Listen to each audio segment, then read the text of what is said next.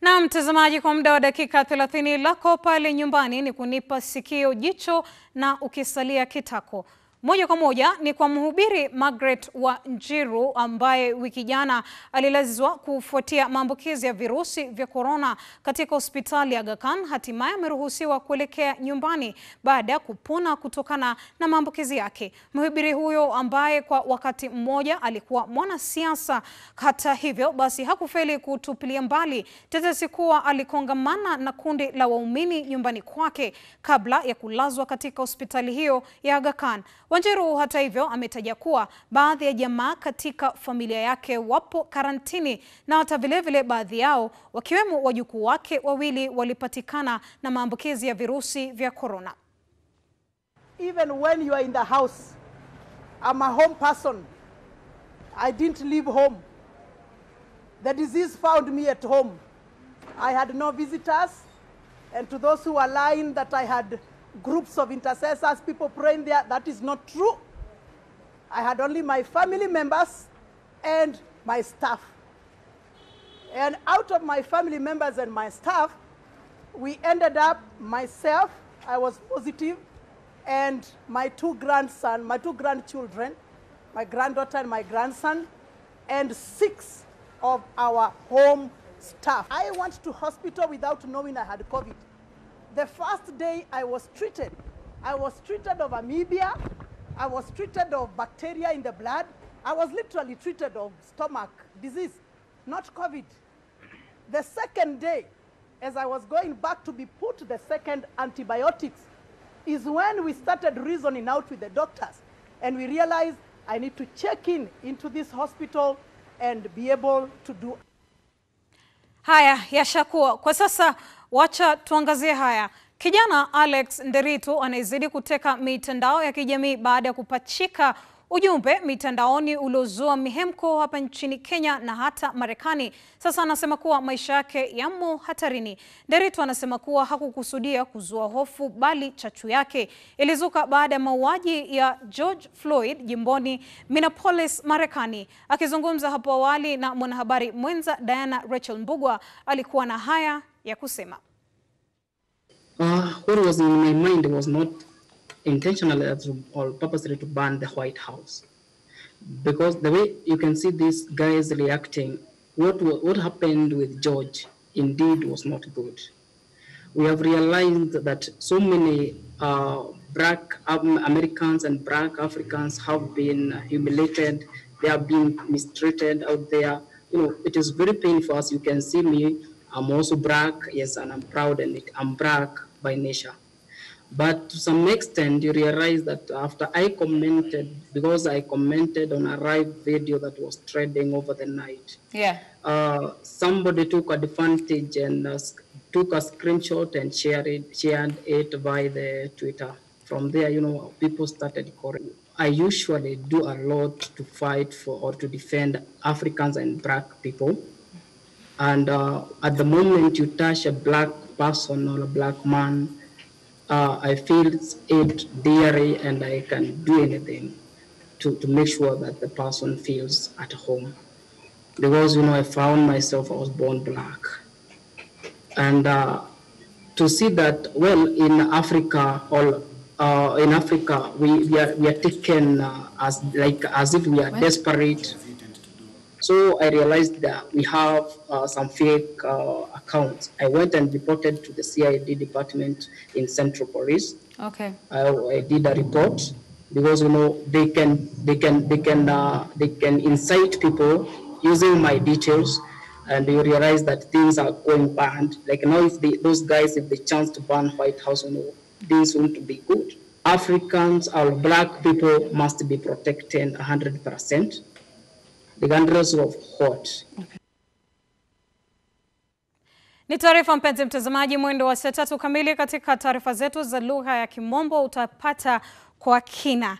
Ila kwa sasa wacha turejea katika kaunti ya Nairobi. Baadhi ya wawakilishi wadi katika bunge la kaunti hiyo basi wametishia kufufua mswada wa kumtimua gavana wa Nairobi Mike Sonko kwa madai ya ufisadi. Wakiongozwa na kiranja wa wachache Peter Imatok Kundradhi, wakilishi hao wanadai kuwa usalama wao haupo tena. Mwanahabari wetu Benjamin Mwanga bila shaka amezamia taarifa hiyo.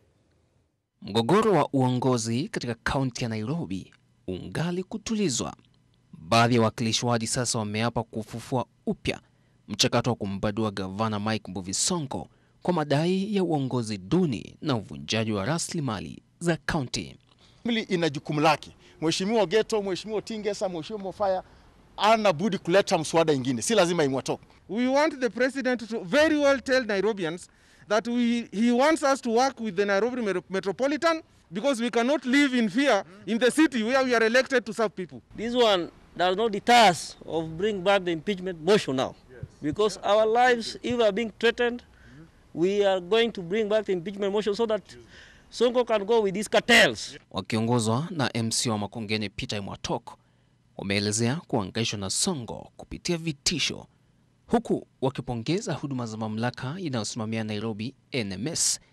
Wanasema sura ya jiji kuu sasa imeanza kulainika na matunda yameanza kuonekana. Wacha tueleza wanaume vizuri. Sisi si kuku ya kukanyaga na kuchinja. Sisi pia ni wana na binti ya wanadamu. We are not chickens who have gone to the feast that we are ready to be slaughtered. We are human beings and we are ready and we are waiting for whatever which will come. If these services are being provided by Nairobi Metropolitan Services, then what is the crime that we have done as members of the County Assembly? Why are we being followed? Kama wewe umehand over factions na imekushinda, utarudi namna gani tena useme unaenda kupeana advice vile hiyo kazi itafanywa? Waachilia mwenye umepatia hiyo kazi afanye kazi yake mpaka ihakikishiwe na wana Nairobi waone kweli amefanya kazi yake ama ameshindwa. Wakilishi hawa wa wadi wanadai kuwa Sonko amegeukia huduma za maafisa wakuu serikalini ili kumfaa katika kufyonza mali ya umma hata baada ya kushtakiwa mwaka jana kwa tuhuma za ufisadi. The cartels that the president said should be flushed out have regrouped and they want to come back to the assembly. They want to come back through means that is actually provided from the president's quarters. Sisi hatutasita kusema ukweli na tutaongea ukweli mahali iko. Iko watu fulani ambaye wanaingilia kazi ya Director General. These individuals include J. Muturi, we repeat again, the former Solicitor General, GK Kariuki Nzioka Waita, Peter Kariuki, and the current Solicitor General Ken Ogeto, who is being misused to execute this scheme, which is uncouth and barbaric. Bunge la kaunti ya Nairobi hata hivyo linatarajiwa kurejelea vikao vyake Jumanne ijayo kutanzua baadhi ya migogoro kati yake NMS, uongozi wa bunge la kaunti na rumba la siasa za jiji. We wanted services for the people of Nairobi. We didn't have anything much, but we wanted services to the people of Nairobi. Kama ni kazi yangu ni kuwakilisha watu wa Makongeni, nitaifanya. Kama ni kazi yangu ni kucheck Sonko, nitamcheck vizuri sana. Ndio maana hujaipata nikiwa hapa hili na wengi wako hapa, tujaienda huko. Sisi tunajua kazi yetu kwa juma hili. Benjamin Mwanga wa Ebru. Mtazamaji, mbali na siasa hizo za jiji la Nairobi, kwa sasa visa vya COVID-19 vimeendelea kuongezeka katika maeneo ya mabanda, huku serikali kuu ikisema kuwa idadi ikizidi kuongezeka maeneo hayo basi itawalazimu kuchukua hatua zinazofaa. Kwa sasa eneo la Kibera limerekodi visa 151, eneo la Eastleigh likiwa na watu 121 na eneo la Old Town County ya Mombasa likirekodi watu 9. Aidha, mkurugenzi mkuu katika Wizara ya Afya amesema kuna dalili zingine kama kuendeshwa na hata kutapika miongoni mwa watoto na wazee wanaopata maambukizi ya virusi vya corona. Haya yanajiri, mpenzi mtazamaji, huku idadi ya waliopatikana na virusi vya corona ikifikia 188 baada ya watu wengine 143 kupatikana na virusi hivyo. Hata hivyo, watu wengine 25 wameruhusiwa kwenda nyumbani baada ya kupona kutokana na virusi hivyo, huku mtu mmoja akiaga dunia. Formal settlements of course continue to be of concern, because of the nature of the informal settlement itself and the congestion in living conditions in these facilities.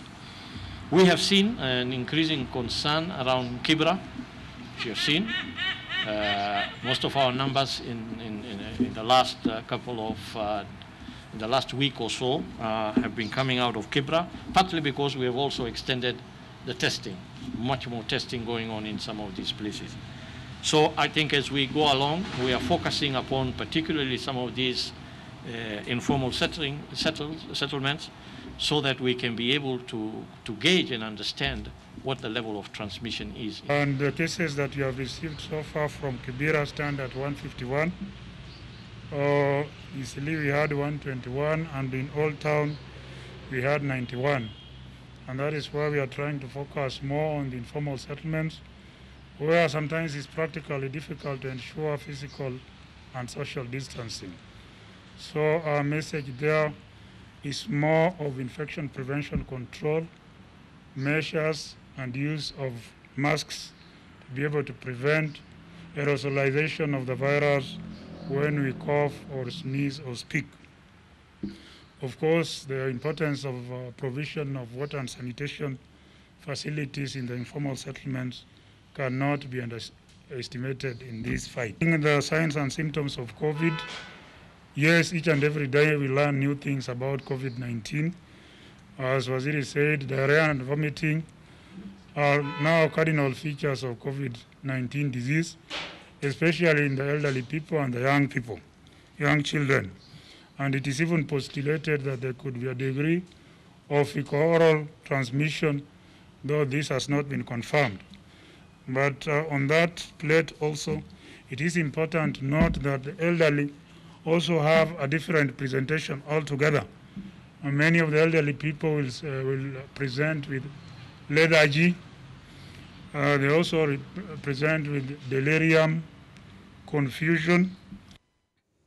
Mbali na hayo, mpenzi mtazamaji, tukizidi kuzingatia mikakati iliyowekwa na Wizara ya Afya, upande mwingine ni kuagizo la Wizara ya Uchukuzi kutaka shehena inaoenda mataifa ya Rwanda, Uganda na hata Sudan Kusini kutumia bandari ya nchi kavu ya Naivasha limepingwa vikali na mbunge wa Mvita Abdul Somad Nasir. Nasir anasema agizo hilo ni kinyume cha katiba na hivyo basi anataka bunge kuingilia kati kulibatilisha.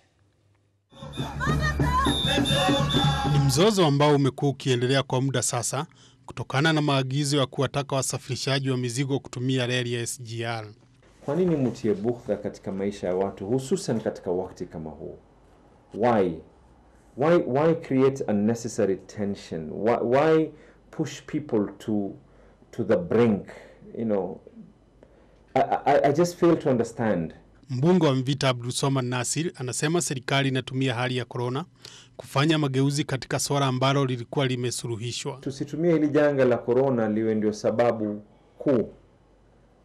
Whilst we are having the problem of corona, isiwe ni sababu kuu ya kuweza kujaribu kuyarejelea nyuma yale tuliweza kuyapigania kuhakikisha ya kwa uchumi wa watu wetu umeweza imarika. Mbunge huyo anasema agizo hilo ni kinyume cha sheria na serikali haina uwezo wa kumshinikiza yeyote kufuatilia maagizo yake. We cannot have a monopoly of anything. The same way we cannot have a monopoly of ideas. We cannot start saying that we are going to have a monopoly of any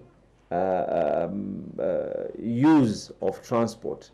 Nasir sasa analitaka bunge kuingilia kati na kubatilisha agizo hilo. Kwanza tunajua wazi ya kwa it's unconstitutional.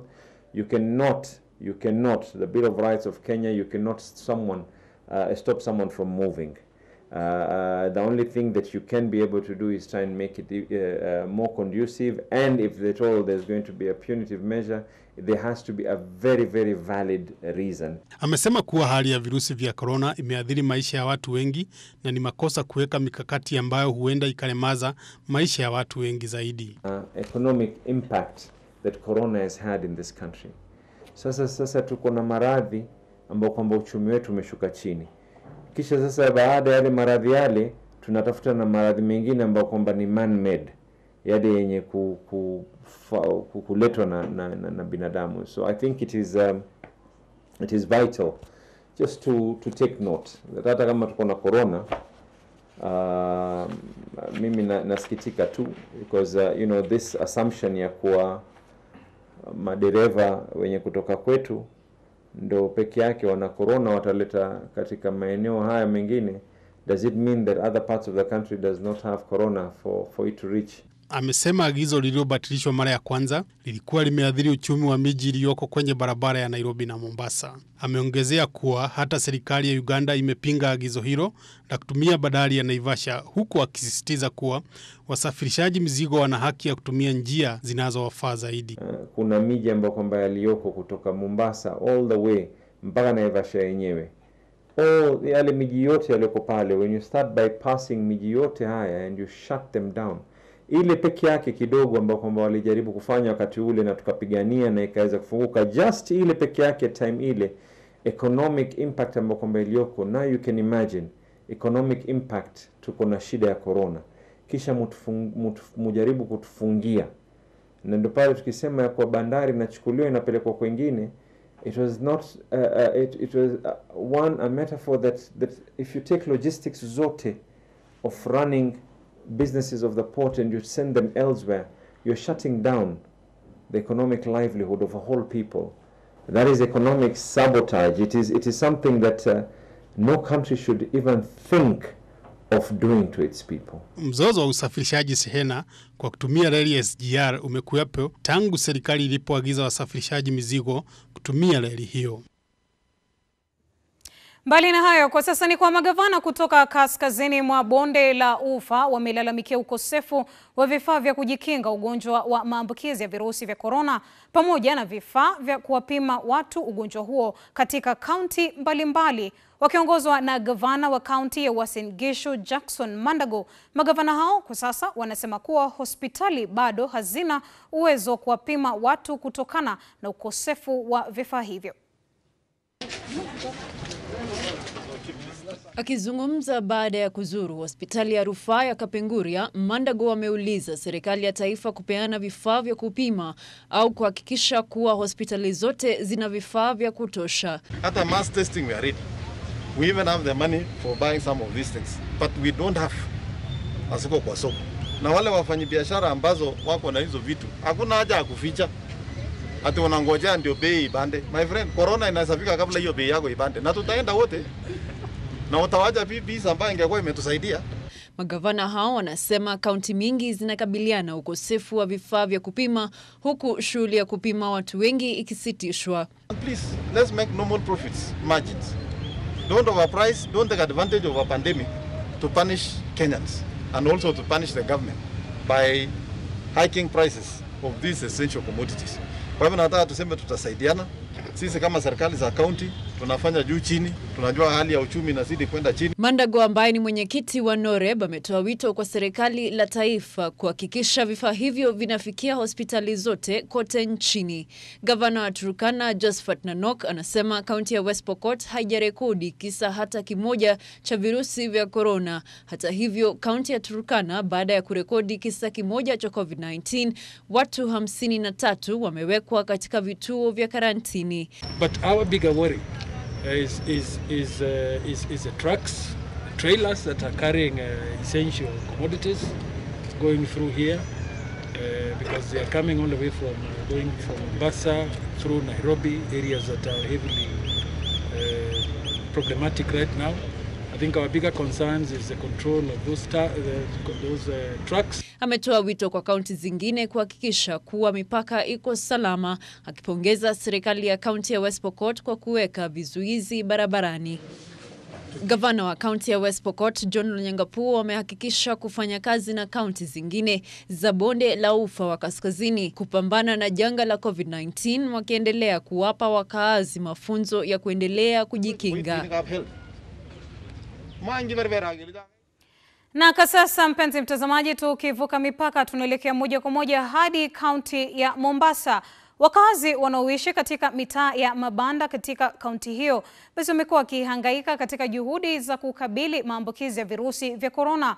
Haya yanajiri kutokana na ukosefu wa maji katika kaunti hiyo. Hata hivyo, serikali ya kaunti hiyo imetimiza msaada wa maji kwa wakazi hao. Swala la ukosefu wa maji katika jiji la Mombasa limekuwa sugu haswa kwa wenyeji ambao wanaishi katika hali duni. Swala hili linachangia kutozingatia maagizo ya shirika la afya duniani kama yale ya kuosha mikono kila wakati. Ili kutatua shida hii, mkuu wa maji katika kaunti ya Mombasa Twafik Balala ameanzisha mradi wa kusambaza maji katika maeneo hayo ili kujaribu kukabili ugonjwa wa corona. Wajanga kama hii si kila mtu amejaa mfukoni. Hata kuna biashara nyingi zimeathirika na kuuliza watu kulipia maji wakati huu ni kidogo ni ngumu. So we want first of all to make sure we overcome this pandemic that we are going through kama mandugu. Maji hayo yatasambazwa bila malipo kwa wakazi hao kwa kuwa hata hali ya uchumi wa nchi inaendelea kuzorota. Tumeweza kuweka mifereji 20, 10 upande wa uwanja wa nje, 10 uwanja wa ndani. Leo tumekuja zindua magari ya maji hapa. Na hapa tulipo tuko na tangi takriban 3 ambazo ziko katika sehemu za nje. Kuhakikisha kwamba tatizo hili la maji kwa kiwango fulani tunalidhibiti. Kaunti ya Mombasa inasemekana kuwa na watu milioni 1 ambao wanategemea kaunti jirani kama ile ya Kwale, Kilifi na Taita Taveta kupata maji safi.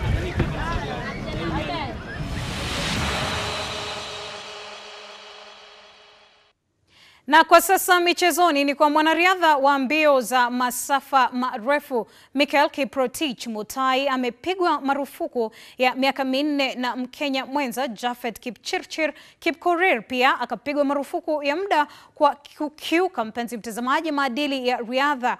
Vile shirika la kudumisha maadili safi katika riadha linasema Mutai alipatikana na hatia ya kutumia dawa za kutitimua misuli na marufuku haya tayari yashaanza kutumika. Matokeo yake yote katika riadha kuanza mwezi Disemba mwaka jana yamefutiliwa mbali kabisa. Aidha, Kipkorir aliyemaliza watatu katika Gold Coast Marathon mwaka 2011 pia ameadhibiwa kwa makosa sawia.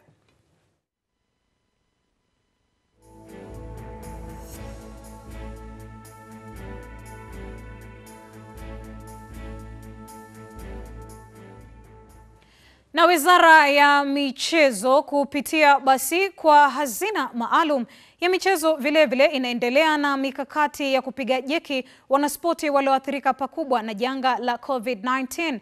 Kwa wanaspoti wenye mahitaji maalum sasa ndio wamepangiwa wa kwanza katika orodha mpya ya wanaolengwa kunufaika na mpango huu. Wizara ya Michezo vile inasema kuwa tayari ina orodha ya wanaspoti 231 wenye mahitaji maalum ambao kila mmoja atapokea kima cha shilingi 10,000. Aidha, Waziri wa Michezo Amina Mohamed kwa upande wake amesema kuwa mikakati hii inalenga kila mwanaspoti, ikizingatiwa kwa sasa michezo yote imefutiliwa mbali hapa nchini.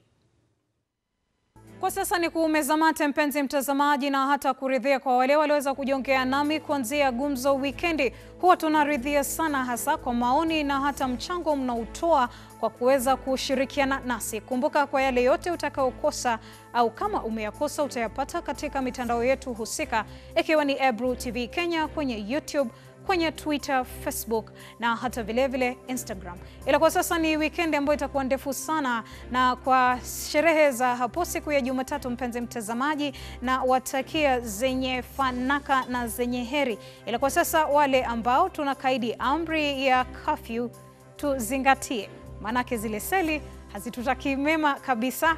Kwa sasa nawatakia usiku mwanana waelekezi wetu Charles pale nyuma, Teresia vile John Wiki, na wale ambao nimewasahau tunashukuru sana kwa kufanikisha dau la Mwanga wa Ebru kabisa wa maalum. Dennis pia sitomsahau. Wadau, mwena usiku mwanana, uso kuwa na bugdha, tabasamu siku zote, tunahitaji kukaa wachanga. Alamsiki.